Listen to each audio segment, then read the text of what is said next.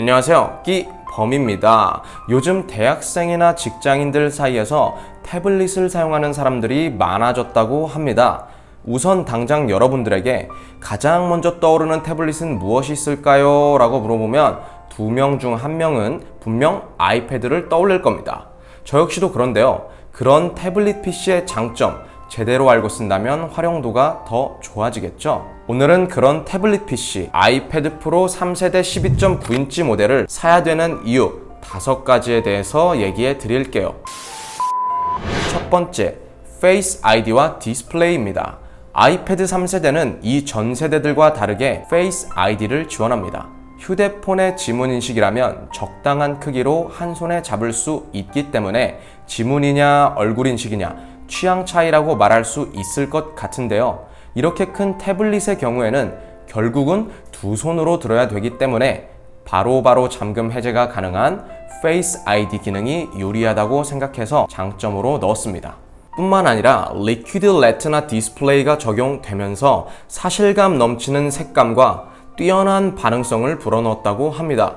실제로 사진이나 동영상, 스크롤, 터치를 해보면 와 진짜 좋다 라는 표현밖에 나오지가 않아요. 그와 동시에 역시 아이패드 사길 잘했다 라는 생각이 절로 드는데 사용해보신 분들은 굉장히 공감을 하실 겁니다. 이런 세심한 기술력과 배려가 명품을 만든다고 하는데 정말 태블릿 중에서는 명품이라고 불릴만 한 것 같습니다. 두 번째, 애플 펜슬 2입니다. 3세대는 애플 펜슬 2를 쉽게 사용할 수 있게 지원하는데요. 바로 펜을 아이패드 옆에 붙이기만 해도 충전이 된다는 점입니다. 이전 세대는 충전 포트 쪽에 약간 볼품없게 꽂아둬서 보기에도 안 좋고 분실의 위험성도 있었는데 프로 3세대는 애플 펜슬을 옆면에 붙여두기만 하면 돼서 단점을 최소화시켰다고 봐도 될 것 같네요. 내가 펜을 많이 써야 되는 입장이다. 내가 그림을 많이 그린다.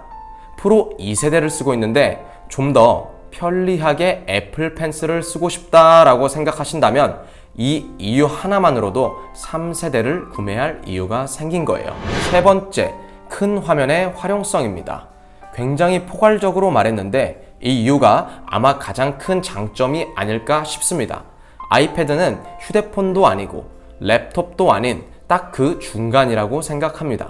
휴대폰과 랩톱의 장점들만 가져와 보면 빠른 반응 속도와 큰 화면이 육감적으로 느낄 수 있는 장점이 아닐까 합니다. 그럼 그 장점으로 무엇을 해야 될까요? 첫째론 PDF 기능입니다. 많은 사람들이 이 기능 때문에 아이패드를 구매하시는 분이 많습니다. 두꺼운 책, 전공 서적, 심지어 PPT 기능까지 자료화해서 들고 다닐 수 있는데요. 두꺼운 자료일수록 아이패드는 그 빛을 발휘한다는 점입니다. 필기구와 책들의 무게만 해도 어마어마한데 그 부담감을 아이패드와 애플 펜슬 2가지로 해결할 수 있다면 정말 편하겠죠? 둘째는 작업을 하기 굉장히 용이하다는 점입니다. 큰 화면과 터치가 가능한 아이패드는 편집과 스케치에 뛰어난 기능을 보여줍니다. 이전에 말했듯이 저는 편집을 로마 표준을 통해서 하고 있는데요.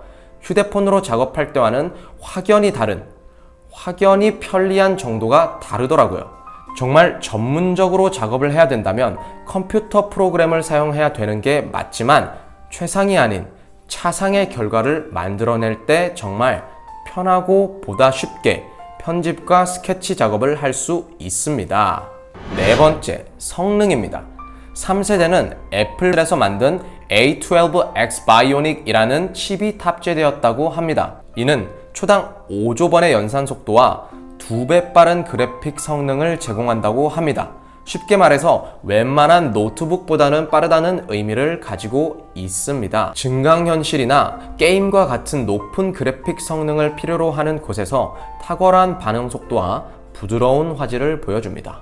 또한 HDR 기능을 갖춘 2개의 카메라가 탑재되어 있어서 4K 동영상, 사진, 애니모티콘 등 육안상 완벽에 가까운 화질을 보여줍니다. 저 같은 경우에는 아이패드 1세대 이후 바로 프로 3세대를 사용한 케이스인데요. 이런 말도 안 되는 카메라와 말도 안 되는 화질을 담아내는 태블릿이 있다는 게 정말 충격적이었습니다. 제가 너무 문명에 뒤처져 있나라는 생각도 들더라고요. 다섯 번째, 멀티태스킹과 에어드롭입니다. 아이패드는 최대 4개의 멀티태스킹까지 지원한다는 점입니다. 화면의 크기 때문에 사실 2개의 창만 켜놔도 2개의 휴대폰을 사용하는 것보다 작업의 활용도가 훨씬 좋아집니다. 쇼핑을 하면서 카톡을 한다든지, 작업을 하면서 사진을 본다든지, 자신이 원하는 기능을 2가지 이상 수행하고 싶을 때 정말 유용하더라고요.